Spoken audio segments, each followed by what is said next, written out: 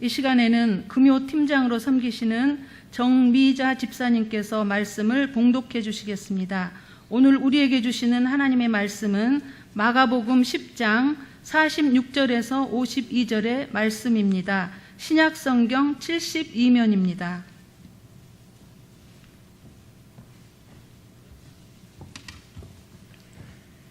마가복음 46절에서 52절까지 봉독해 드리겠습니다.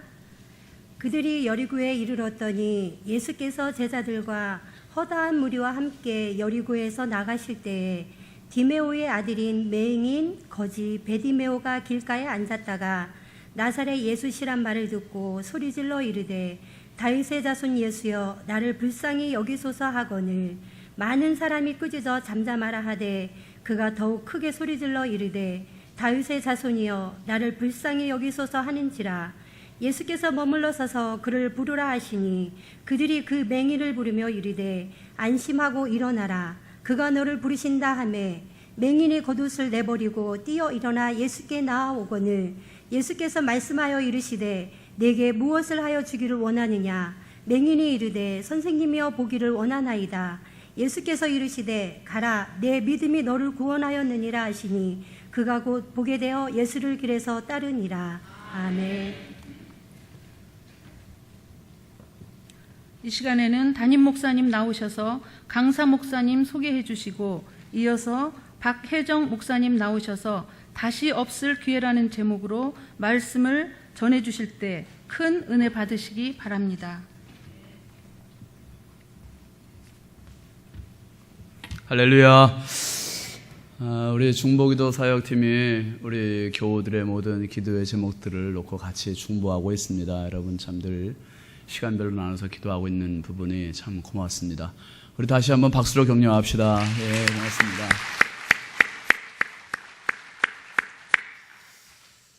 우리 교회 출신 목회자들이 많이 있는데 그 중에 우리 임덕규 장로님, 자제 임종록 목사님이 지금 우리 교단 총회본부 선교국에서 일을 하고 있어요. 선교국에 있고 임종록 목사님이 귀국하기 전에 미국에서 시카고 성산교회에서 이제 부목사로 사역을 했고 거기서 이제 박혜정 목사님이 또 박혜정 목사님을 이제 같이 도와서 섬기고 사역을 했었죠. 그리고 이제 들어와서 선교국에서 지금 교단을 섬기고 있습니다. 그리고 저희가 작년에 또 미국 갔을 때도 시카고 성산교회 방문해서 말씀 전하고 목사님과 또 교제를 할 그런 시간들이 있었고 미국 교회의 현 주소를 볼 수 있는 좋은 시간들이었어요. 그래서 목사님 오시면 한번 우리 교회도 좀 말씀을 전해주시면 좋겠다 생각했는데 이번에 우리 교단총회 서울신학대학교에서 하고 거기서 만났어요. 만나서 목사님 이번 주 말씀 부탁을 드리고 목사님 이렇게 먼 길을 오시게 됐습니다. 우리가 다 가긴 어렵고 우리 목사님 오시는 게 좋겠다 해서 이렇게 또 발걸음 하셨으니까 큰 은혜 받으시기를 바랍니다. 다시 없을 기회. 목사님 나오실 때 큰 함성과 박수로 모시겠습니다. 나오시겠습니다.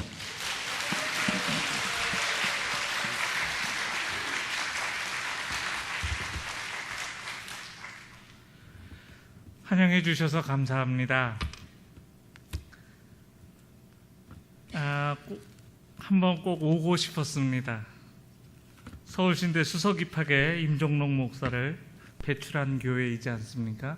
그거 모르셨어요? 임종록 목사가 서울신대에 수석 입학했었는데 서울대를 포기하고 서울신대를 택한 친구입니다. 얼마나 좋은 분들이 계신가 하고 와서 봤더니 역시 기도하는 중보기도팀은 얼굴이 밝습니다. 얼굴에서 빛이 나십니다. 감사합니다. 오늘 중보기도 사역팀을 위해서 말씀을 전할 수 있어서 감사합니다. 오늘 말씀의 제목이 다시 없을 기회라고 하는 말씀으로 같이 더불어 은혜를 나누었으면 합니다. 오늘 본문의 말씀에는 한 주인공, 이분은 별로 내세울 거가 없는 그런 주인공입니다. 이분의 이름은 바디메오입니다. 디메오의 아들인 바디메오. 바라고 하는 말은 아들, 썬이라고 하는 말입니다. 그러니까 이름 자체가 그냥 디메오의 아들입니다. 그래서 바디메오라고 하는 이름을 가지고 있는 그러한 분을 오늘 여러분들에게 같이 나누고 소개하고 싶어 이 자리에 섰습니다. 바디메오는 태어나면서부터 장님이었습니다. 소경이었고요. 그리고 시각장애인입니다. 다른 말로 말씀드리면 태어나면서 평생을 다른 사람을 볼 수 없는 그런 장애를 안고 있는 사람이었습니다. 그런데 이전까지 들어보지 못했던 웅성거림의 소리를 듣습니다. 그래서 무슨 일이냐고 주위에 있는 사람들에게 물어봅니다. 그랬더니 사람들이 가르쳐주는데 뭐라고 가르쳐주냐 하면 47절에 나사렛 예수께서 이제 드디어 여리고에 오신다라고 하는 이야기를 해줍니다.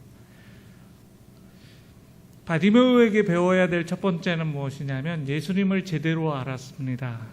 사람들은 자신들은 안다고 생각해서 바디메오에게 알려주는데 예수님을 뭐라고 알려주냐면 나사렛 예수라고 알려줍니다. 저희 어머니가 안성분이십니다. 그리고 제 고향이 충청북도 진천군 덕산면 구산리 413번지가 제 고향 주소입니다. 그런데 진천으로 시집을 오셨습니다. 주위에 계신 분들이 저희 어머니에게 어렸을 적에 뭐라고 그러시냐면 안성댁 그러고 있습니다. 요즘도 그래요? 가평에서 시집 오셨으면 가평댁입니다. 저 전라도 나주에서 시집 오시면 나주댁, 부여분들이 진천으로 시집 오시면 부여댁입니다. 성경에 보면 그런 동양적인 우리나라적인 표현들이 되게 많습니다. 예수님 앞에 나사렛 땅에서 자라난 예수다, 나사렛 사람이다 라고 해서 나사렛 예수라고 합니다. 가롯 유다는 가롯 땅에서 자라났다라고 해서 가롯 유다입니다. 아리마대 사람 요셉은 아리마대 땅에서 자랐기 때문에 아리마대 사람 요셉입니다. 그러니까 이 말씀은 무슨 말씀이냐면 예수님이 자연인 예수, 우리처럼 어디를 고향으로 하고 있고 나사렛을 고향으로 하고 있고 그곳에서 자라난 사람 예수라고 하는 의미가 있습니다. 예수님을 사람들이 다른 사람에게 전할 적에 잘못 알려주는 겁니다. 왜냐하면 그 다음에 보면 46절, 47절에 보면 나사렛 예수시란 말을 듣고 소리질러 이르되 다윗의 자손 예수여 나를 불쌍히 여기소서. 가르쳐주기는 듣기로는 나사렛 예수라고 들었는데 이 바디메오가 부르기는 뭐라고 불렀습니까? 다윗의 자손 예수여. 어떻게 틀린지 아세요? 이게? 나사렛 예수는 자연인 예수입니다.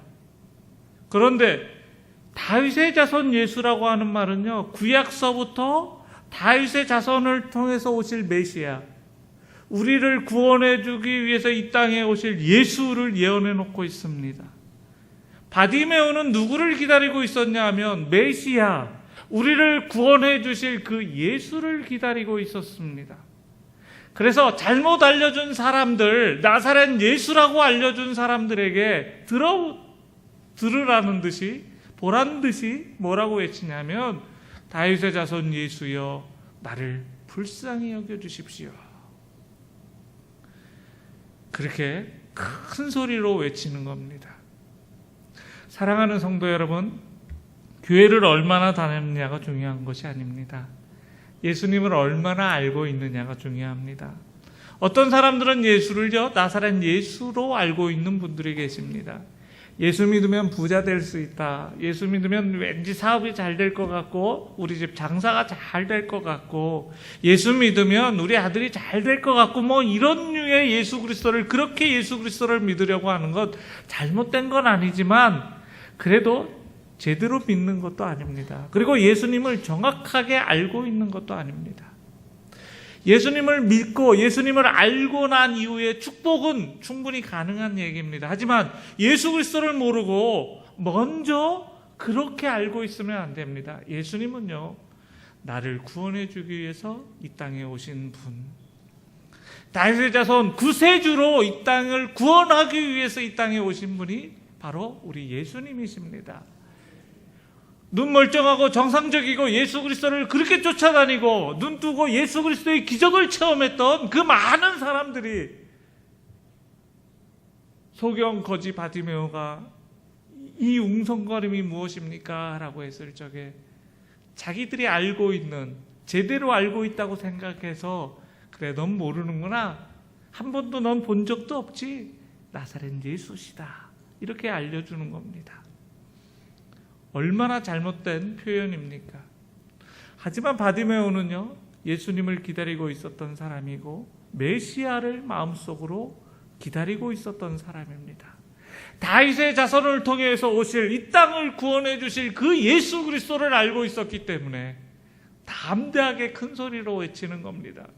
다윗의 자손 예수여, 저를 불쌍히 여겨 주십시오. 큰 소리로 예수 그리스도를 목 놓아 부릅니다. 사람들이 어떻게 합니까? 48절에 많은 사람이 꾸짖어 잠잠하라. 예수 그리스도를 부르짖으려고 하면요, 예수 그리스도를 찾으려고 하면요, 주위에서 꼭 구박하는 사람이 있어요. 야, 그렇게 믿는 게 예수 잘 믿는 거냐? 뭐 이 하나님이, 뭐 예수님이 귀머거리시래? 왜 이렇게 소리를 지르고 난리야? 아니, 꼭 그런 분들이 계세요. 성경에 보니까 꾸짖어 잠잠하라 그랬어요. 이 꾸짖었다라고 하는 표현은요, 성경적인 점잖은 표현이잖아요. 오늘날로 표현하면 화를 내고요, 혼내는 겁니다. 이놈의 자식이 어디서 큰 소리야? 아이고, 내 기청 떨어져서 나 죽을 뻔했네. 고막 찢어질 뻔했네. 네가 여기서 동냥질을 하려면 네가 조용히 못해? 어떤 사람은 뒤통수를 쳤을 거예요. 그게 꾸짖는 겁니다. 여러분들은 자녀들을 꾸짖을 때 어떻게 꾸짖으십니까? 그냥 얘 왜 말 안 들어? 말 좀 들을래? 이렇게 꾸짖습니까? 회초리 갖고 와. 그리고 회초리로 때리면서 뒤통수를 치면서 조용히 못해? 어떤 사람은 동냥하는 깡통을 발로 뻥 차고서 여기서 너 앞으로 동냥질 하지 마, 빌어먹을 생각하지 마. 아마 그게 지금 한 표현이, 그런 표현이 많은 사람이 꾸짖어 잠잠하라. 한 사람도 아니고요, 두 사람도 아니고요, 10사람도 아니고요. 이 많다라고 하는 표현은 얼마 정도 될까요? 수백 명 정도면 많잖아요. 수백 명이요, 한 사람을 향해서요, 잠잠하라, 너 조용히 못해? 귀 떨어지겠다. 예수 그리스도를 누가 그렇게 크게 부르냐? 조용히 좀 하고 좀 잠잠히 좀 해라. 그렇게 이야기하고 있는 겁니다. 대부분의 사람들은 그러면 잠잠하겠지요. 아이고, 내가 그래도 빌어먹어야 되는데 이분들이 나를 안 도와주면 내가 이 험한 세상에서 뭐 먹고 살까? 그래, 뭐 다음에 기회가 얼마든지 충분히 있겠지. 오늘은 일단 끝. 나도 먹고 살아야 되는데. 예수님을 안 불렀을까요? 아닙니다. 성경을 한번 볼까요? 48절. 그가 더욱 크게 소리질러 이르되 다윗의 자손 예수야, 나를 불쌍히 여겨주십시오. 더 크게 소리를 지릅니다. 그렇게 반대를 해도, 그렇게 구박을 당해도, 그렇게 사람들이 뒤통수를 치고 깡통을 치고 빌어먹을 생각하지 말라고 그렇게 핍박을 하더라도 바디메오는 크게 소리를 지릅니다. 만약에 우리 같으면 어떻게 할까요? 생사가 걸린 문제예요. 직업이 걸린 문제이고 처자식 벌어먹여야 될 그런 상황인 거예요. 한 번만 안 부르면 평생 빌어먹으면서 살아갈 수 있어요. 그게 유일한 이 사람의 먹거리입니다. 여러분들은 어떻게 하시겠습니까? 바디메오는요, 포기하지 않았습니다. 왜요? 왜 포기하지 않았을까요? 그분이 메시아이기 때문에 그렇습니다. 그분이 다윗의 자손인 걸 확실히 알고 있었기 때문에 그렇습니다. 그분이 다윗의 자손이 아니고 그분이 나사렛 예수시라고 한다면 그렇게까지 소리 지를 필요 없습니다. 오늘도 설교를 마치고 난 다음에 우리가 통성으로 기도할 거예요. 옆 사람이 들을 수도 있지. 조용히 해야지. 저도 충청도요. 충청도. 그래서 알아요. 충청도 분들이 어떻게 기도하는지. 크게 아니요. 오늘 다윗의 자손 예수를 만나야 될 정말 중요한 시간입니다. 그런데 예수님이 부르십니다. 오라고 합니다. 어떻게 했는지 한번 볼까요? 50절. 맹인이 겉옷을 내버렸어요. 이 겉옷의 의미가 뭔지 아십니까? 거지들에게 겉옷은 어떤 거냐면요. 이거는요. 생명이에요, 생명. 왜 생명이냐면 한여름에 거지들이 반팔 입고 있는 거 보신 적 있으세요? 긴팔에다가 두꺼운 옷을 입고 있어요. 왜요? 밤에 나가서 자는데 추울까 봐. 이스라엘 나라는요. 사막 기후예요. 아무리 추운 겨울이라도요. 한 20도 정도 돼요. 20도에서 25도 사이. 그런데 밤에는요. 영하 3도예요. 여름에는 참을 만한데요. 겨울에는 영하 3도면 겉옷이 없으면 어떻게 됩니까? 죽어요. 여리고라고 하는 동네는요, 여러분들 혹시 이스라엘 가보신 분들 있으실런지 모르겠지만, 예루살렘은요, 해발 800m예요. 그런데 여리고는요, 해발 마이너스 400m예요.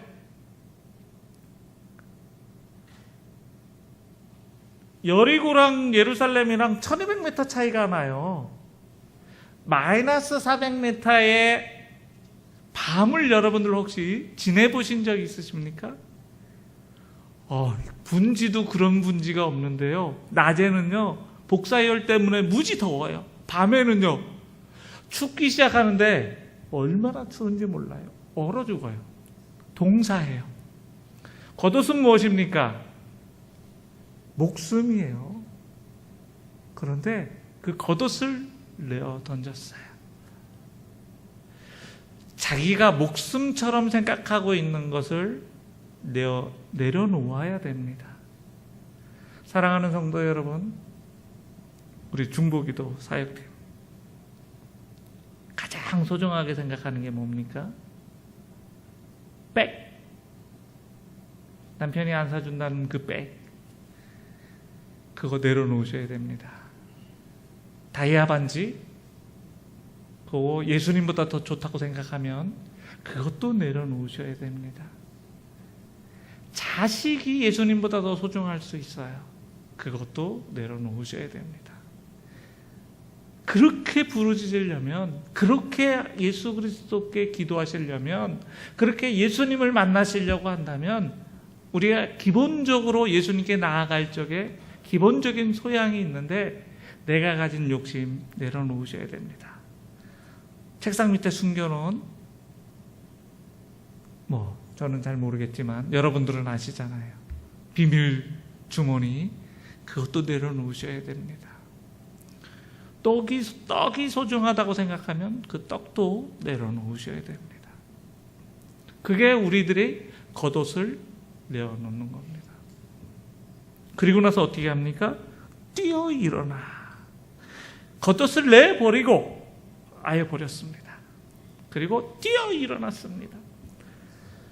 장님은 여러분들이 아시겠지만 어디를 가려면 어떻게 해야 됩니까? 우선 지팡이부터 챙겨요. 그리고 나서 일어나서 뭐부터 합니까? 툭툭툭툭 앞에 뭐가 있는지 없는지. 왜냐하면 걸려 넘어질 수 있잖아요.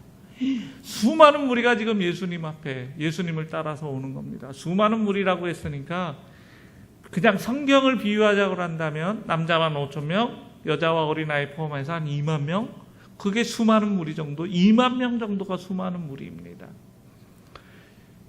걸려 넘어질 수 있어요, 장님이요. 그 당시에는 여리고가요, 지금은 아스팔트가 깔려 있지만 그 당시 예수님 때는요, 여리고성이 아스팔트가 안 깔려 있을 거예요. 돌짝발일 겁니다. 거기 가요. 돌이 많아요. 어디에 뭐 돌뿌리에 걸려 넘어질 수도 있습니다. 그런데 뛰어갔어요. 예수님이 부르신다고요. 뛰었다라고 하는 표현을 쓰고 있어요. 와, 장님이 뛰어갔어요. 뭐를 감수하고서요? 가다가 돌뿌리에 걸려서 넘어져서 무릎팍이 깨지고 팔뚝이 깨지고 머리에 이마가 깨져서 피가 나는 고통이 있더라 하더라도 나는 뛰어가겠다라는 겁니다. 예수님을 만나려면 이 정도의 각오가 있어야 됩니다. 예수님을 만나려면 옆에서 구박을 하더라도 큰 소리를 쳐야 되고요. 예수님을 만나려고 한다면요, 무릎팍이 깨지고 팔뚝이 깨지고 이마가 깨져서 넘어져서 피가 나는 고통쯤이야 참고 이겨내는 그러한 마음의 결단이 있어야 됩니다. 지금 바디메오는 그렇게 가고 있습니다. 그리고 그런 예수 그리스도를 만났습니다.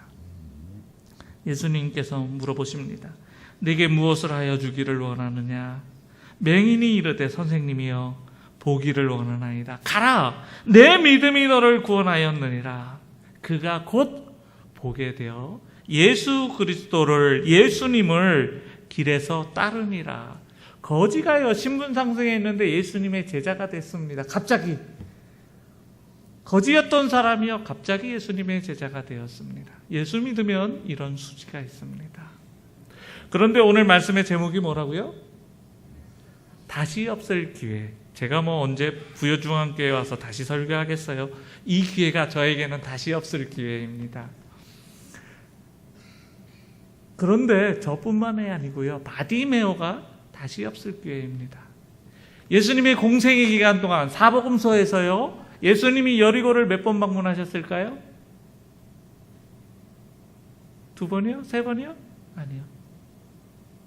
딱 한 번.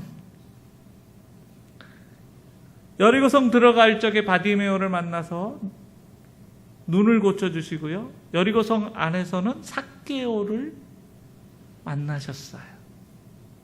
공생의 기간에 예수님이 여리고를요, 딱 한 번밖에 방문하지 않으셨어요.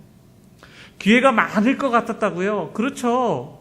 예수님이 젊으신데 33살이셨는데, 아유, 뭐 33살이면 60까지 산다고 가정하고 3년에 한 번씩만 오시더라도 30년 동안 오시니까 한 10번은 오시겠네. 뭐 오늘만 날인가? 오늘만 기회인가? 아유, 이렇게 많은 사람들이 나보고 조용하라고 그러고, 길도 안 좋고 사람들도 혹시 발에 걸려서 넘어질 수도 있고, 내 이마가 깨질 수도 있고, 내 무릎팍이 깨져서 피가 날 수도 있는데, 에휴, 왜 사서 고생이야? 그래, 여분만 참자. 그랬더라면 바디메오가 눈을 뜰 수 있었을까요? 더 중요한 예수 그리스도를 만날 수 있었을까요? 그러지 못했을 겁니다. 기회는 많이 있는 것이 아닙니다. 기회는 그렇게 흔하게 여러 번 있는 것이 아닙니다. 어떤 사람에게는 예수 만날 기회가 딱 한 번 있을 수도 있습니다. 바디메오가 그랬습니다. 그런데 그 바디메오는 그 한 번의 기회를 전혀 놓치지 않았습니다. 절대로 그냥 보내지 않았습니다. 딱 들어왔더니요, 내일서부터 부흥회 프랜카드가 걸려있는 거예요. 얼마나 훌륭하신 목사님이 오셔서 설교하실 텐데, 아침에도 보니까 훌륭하신 목사님이, 선배 목사님이 오셔서 말씀 전하셨다고 그러고, 내일서부터 또 부흥회시고, 이 중간에 낀 제가, 저 말고요, 그 단 한 번의 기회는 이번 부흥회입니다. 이번 부흥회 절대로 놓치지 마십시오. 큰 은혜가 임할 줄 믿습니다. 예수님 만나실 겁니다. 그 예수 그리스도를 경험하실 겁니다. 서울신대 밑에 보면요, 세종병원이라고 있어요. 그 세종병원에서 겨울에 제가 3개월간 화이트 가운을 했던 적이 있어요. 수술실에서 화이트 가운을 했는데, 혹시 병원에 관계되신 분들 계시면 죄송한 얘기인데, 화이트 가운은요, 아무것도 몰라도 할 수 있어요. 병원에 관계됐기 때문에 뭐를 많이 알 거라고 생각하는데 전혀 그렇지 않습니다. 그냥 시키는 일만 합니다. 그런데 수술실에서요, 제가 있는데 그 수술실 닥터가 두 종류의 닥터가 있습니다. 수술하는 닥터가 있고요, 마취과 닥터가 있어요. 마취과 의사가 있는데, 그래서 간호사도요, 수술실에서 수술을 보조해주고 수술을 도와주는 간호사분들이 계시고, 마취과 간호사가 따로 있어요. 예전에 제가 아르바이트 할 때는 그랬습니다. 요즘은 어떤지 제가 한국을 떠난 지가 꽤 오래돼서 잘 모르겠지만, 그런데 어느 날 갔더니 마취과 간호사들이 눈이 다 퉁퉁 부어서 엉엉 울고 있어요. 무슨 일이에요? 어저께 밤에 마취과 의사 선생님이 돌아가셨대요. 그분이 서울대 나오신 분이세요. 서울대에서 의학박사 학위를 받으신 분이세요. 30대 중반인데 결혼한 지 2달 되신 분이세요. 여자분이세요. 그런데 주무시다가 돌아가셨대요. 제가 물어봤죠. 수간호사 선생님께. 아니 선생님, 서울대 나왔는데 본인이 죽을 것도 몰라요? 아니 의사인데 자기가 언제 죽는지 몰라요? 수간호사 선생님이 그러시더라고요. 그걸 어떻게 알아요? 의사가. 하나님만 아시지. 제가 그때 알았어요. 의사도 자기 죽는 거 모르는구나. 하나님만 아시는구나. 뭐 그게 저랑 뭐 별 상관없으니까 점심때가 돼서 배가 고파가지고요, 간호사들은 그렇게 울고 있는데 전 내려가서 밥 먹으려고요 내려가다가 저 그날 밥 못 먹었어요. 한 사건이 생각이 났어요. 일주일 전에 세종병원에서 역곡역까지 셔틀버스가 운행이 됩니다. 그리고 역곡역에서 지하철을 타고 각자 집으로 갑니다. 저는 영등포역으로 가서 버스를 타고 집으로 가야 돼요. 저는 영등포역까지만 가면 되는데요, 그날 따라서 그 의사 선생님이 전철을 타셨어요. 그 의사 선생님의 차가 로얄 프린스, 유명한 차였거든요. 그거 되게 좋은 차였거든요. 선생님, 왜 차 안 타시고 지하철을 타고 가세요? 그 의사 선생님은 여의도가 집이었습니다. 아니 왜 오늘 전철을 타세요? 글쎄요, 아무리 시동을 걸려도 시동이 안 걸려서요. 그래서 차를 맡겨놓고 내일까지 고쳐달라고 하고 지금 전철 타고 이제 가는 중이에요. 네. 저는 신학생이었는데요, 20대 초반 신학생이었고요. 그 의사 선생님은 30대 중반에 성공한 박사학위를 받은 여자 의사 선생님이에요. 여자인 것도 어렵고요, 의사인 것도 어렵고요, 박사학위 받은 것도 어렵고요. 아무리 생각해봐도 무식이 탄로날 것 같아서 제가 한마디도 못했어요. 아주 어색하게 이렇게 양쪽에 서 있는 거, 여러분들 혹시 그런 거 느끼셨습니까? 여러분들 못 느끼셨으면 꼭 다음에 담임 목사님이랑 두 분이서 식사 한번 해보세요. 얼마나 어색한가. 아마 못 드실 거예요. 그 어색함이 그대로 있었어요. 전철 안에서. 어색하니까 당신이 먼저 말을 걸어요. 졸업하면 그러면 이제 전도사님 되시고 이제 목사님도 되시겠네요. 네. 네, 그렇습니다. 할 말이 있어요. 제가 가만히 있었죠. 제 차에 찬양 테이프 제가 가끔 듣는데 찬양이 좋아요. 선생님 교회 다니세요? 아니요, 교회는 안 다니고 그냥 가끔 찬양만 들어요. 네, 그러시군요. 30분 동안 그러고요, 내가 알고 있는 예수 그리스도를 요만큼도 못 전했어요. 그게 언제 생각나냐면 밥 먹으러 내려가다가 생각이 나는 겁니다. 하나님은 그 주위에 예수 믿는 사람이 저밖에 없어서 차를 망가뜨리고 30분의 기회를 저에게 주셨는데, 제가 알고 있던 그 예수 그리스도, 나에게 큰 은혜를 주시고 구원의 확신을 주셨던 그 예수 그리스도, 한마디도 못 전했어요. 하나님, 이 큰 잘못을 제가 어떻게 하면, 이 큰 잘못을 어떻게 하면 좋을까요, 하나님? 믿고 맡길 사람이 나밖에 없어서 나에게 30분을 허락해 주셨는데 내가 알고 있는 예수 그리스도를 요만큼도 증거하지 못했다니요. 그날부터 제가 회개 기도를 하기 시작했어요. 그 다음 학기에요. 서울신대에서 전도폭발 훈련을 하는데요. 제가 2년 동안 전도폭발 훈련을 받았고 제가 섬겼어요. 그리고 나서 전도사로 나갔어요. 계속 훈련을 시키시더라고요.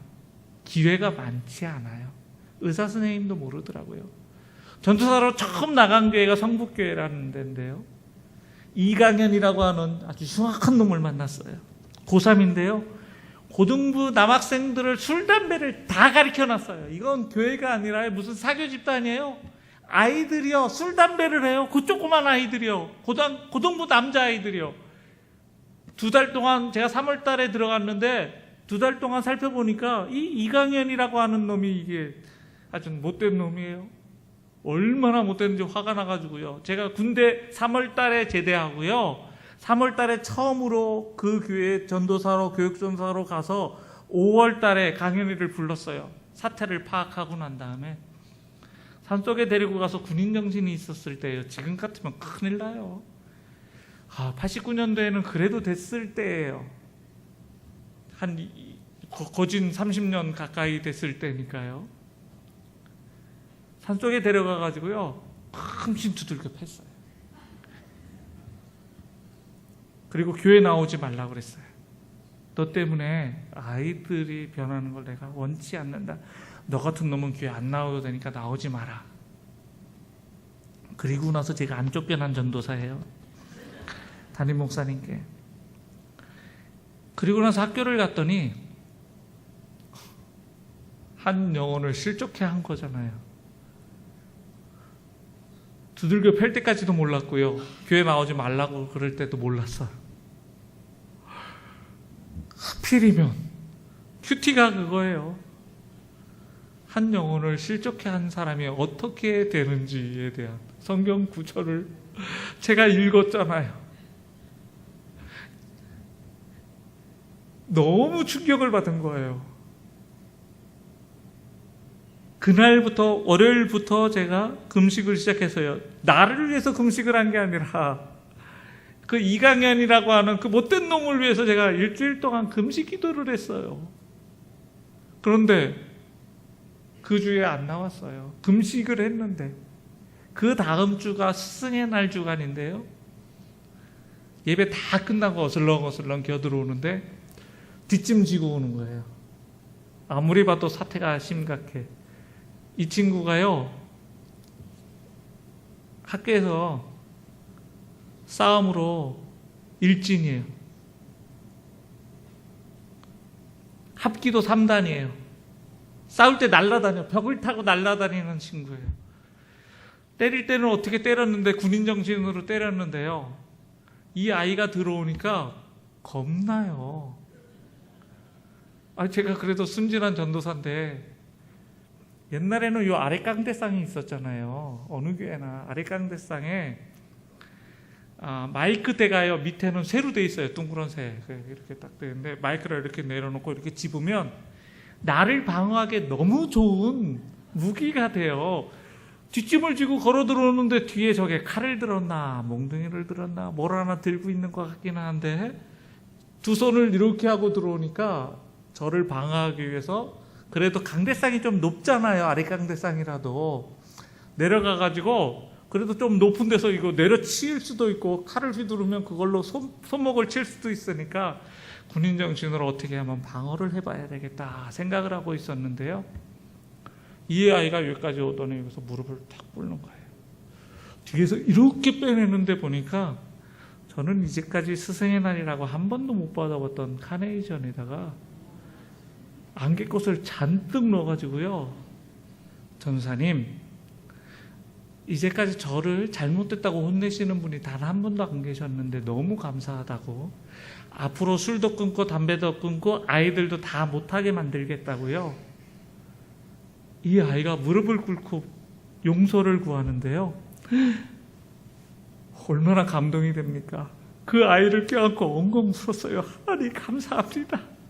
우리 강현이가 이제는 하나님 제대로 믿게 결심을 했으니까 그 예수 그리스도를 믿게 해달라고. 그해 여름 수련회에 강현이가 예수 그리스도를 만나고 참회하며 회개하는 눈물을 제가 봤어요. 그런데 그 다음에 1월 첫째 주에 신년 축복 대성회가 있는 둘째 날이었어요. 강현이 친구가, 제가 전도사인데 요 앞에 앉아 있었거든요. 친구가 달려오더니 강현이가 병원에 실려갔다는 거예요. 그래서 제가 또로록, 강사 목사님은 말씀을 증거하고 계신데 제가 또로록 나갔어요. 왜? 무슨 일인데? 잠을 자고 있었는데요. 강현이네 학교랑 다른 학교랑 패싸움이 붙었는데 강현이는 없었고요. 집에서 잠을 자고 있었고요. 근데 싸움이 일진이 빠지니까 됩니까, 싸움이? 그래서 다른 학교 친구들에게 얼추 그냥 맞고 있었던 거예요. 그 소식을 다른 친구가 나와가지고 전화해가지고요. 강현이가 슬리퍼 끌고 나갔다가요. 그 싸움에 껴들었다가 칼에 한 30군데를 찔려가지고 병원에 실려갔대요. 이제 막 20살 됐을 때입니다. 졸업식도 안 했을 때예요, 아직. 병원에 갔더니 이미 하얀 천을 덮고 있어요. 그 아이를 붙잡고 제가 엉엉 울었어요. 하나님, 부모님께 뭐라고 설명을 해야 될지도 모르겠고요. 어떻게 위로를 해야 될지도 모르겠고요. 제가 전도사가 처음인데 제자가 죽는다는 거는 뭐로 설명을 할 수가 없었어요. 얼마나 큰 충격인지 몰라요. 이 아이를 붙잡고 엉엉 울면서 하나님 앞에 먼저 기도했습니다. 하나님, 이 아이의 영혼을 부탁드립니다. 하나님, 이 아이를 천국에 데려가 주세요. 지난 여름에 이 아이는 예수 그리스도를 구주로 영접한 아이입니다. 이 아이는 하나님이 사랑한 아이입니다. 그것이 부모님에게 얼마나 큰 위로가 될런지는 모르겠지만 그래도 이 아이는 천국에 갔습니다. 그것이 위로가 되게끔 그 부모님에게 그렇게 위로가 되게 해달라고 기도했어요.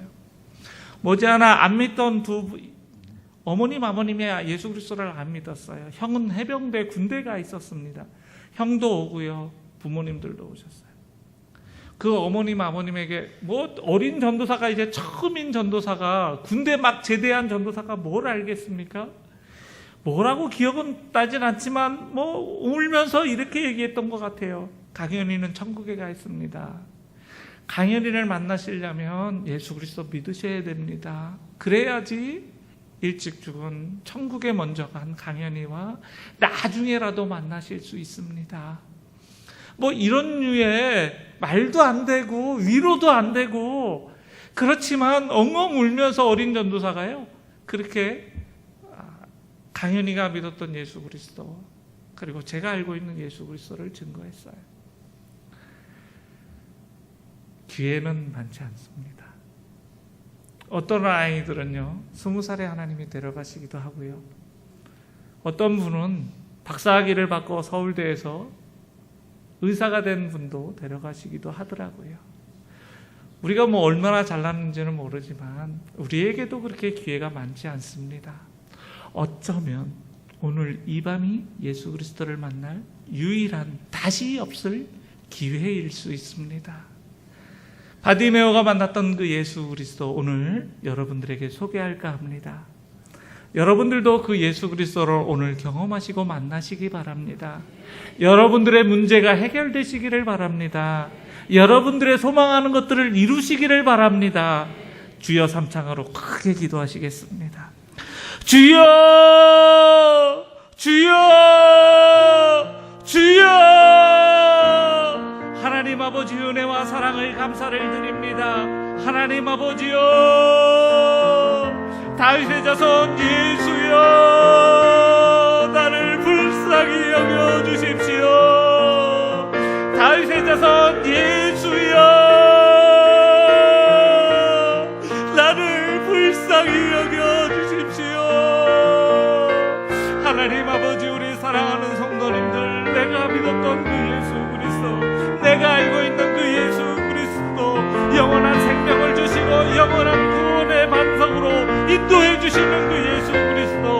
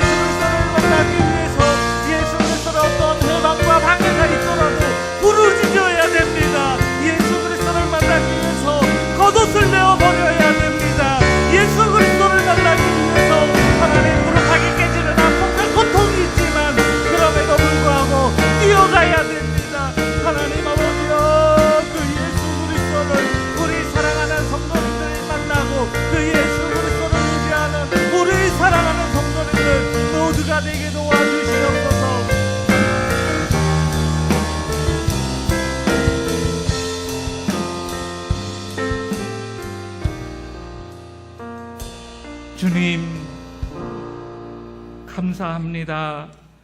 바디메오가 만났던 예수 그리스도를 알게 해주시고 오늘 이 시간에 우리도 예수 그리스도를 만나게 해주시니 감사를 드립니다. 하나님 아버지여, 바디메오가 만났던 그 예수 그리스도, 소원을 들어주셨던 그 예수 그리스도, 우리 사랑하는 성도님들의 모든 소망하는 기도가 이루어진 줄 믿습니다. 주 하나님 아버지여, 주님께서 우리 사랑하는 성도님들의 기도를 들어 응답하여 주신 줄 믿습니다. 예수님의 이름으로 감사하며 기도합니다. 아멘.